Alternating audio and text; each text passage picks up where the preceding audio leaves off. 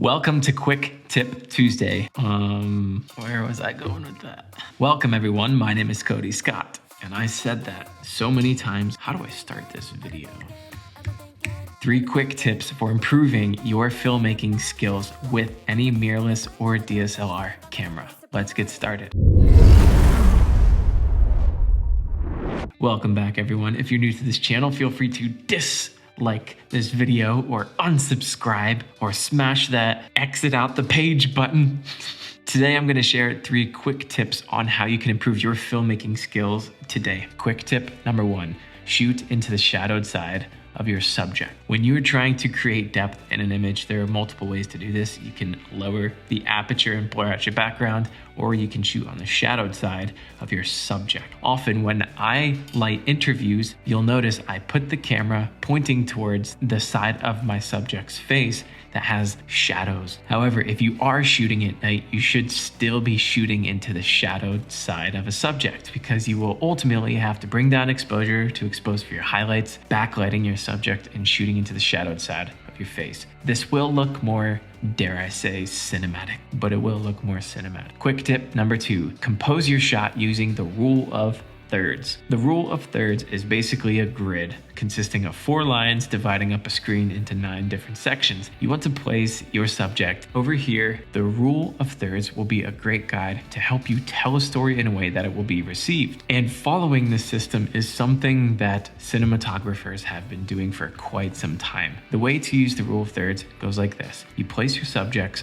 eyes or their face on the top left or right third. I prefer the left in most cases. And then you will place the horizon of your image, whether you are on an ocean, which is the best case scenario, you will place your horizon on the top third or the bottom third, which is the horizontal used for the horizon. Quick tip number 3, leverage 3-point lighting any chance you get. Now, when it comes to lighting, you may or may not have the opportunity to use lighting in your image if you don't have the money to purchase lights. So there are always ways to leverage the lighting around you and get a better image.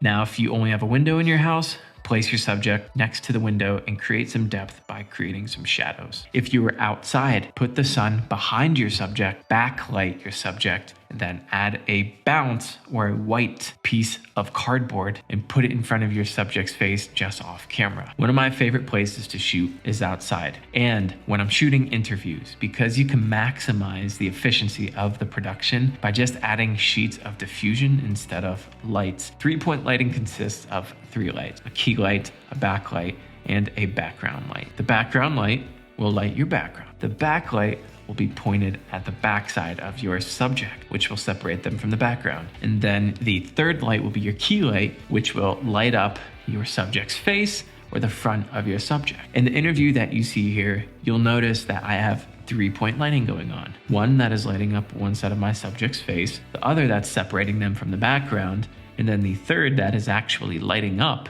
the background. And the third light that I'm using is actually window light. And I was able to set up and break down pretty quickly on this set by leveraging all of the techniques that you just learned in this video. So a quick recap. Quick tip number 1, shoot into the shadowed side of your subject's face. Quick tip number 2, use the rule of thirds to compose your images. Quick tip number 3, use 3-point lighting to get a more professional image. Now, once you do get a more professional image, you still have to learn how to color grade and process that footage. And if you're interested in learning how I color grade, you can watch some of the videos on this channel or head over to the link in the description and just pick up my color grading course. Well, that's all for me. Thank you for stopping by. I hope you found this video helpful, and if you did, dislike and unsubscribe or do whatever you want to. Either way, I'm glad that you're here. So enjoy your week, and I'll see you maybe next week.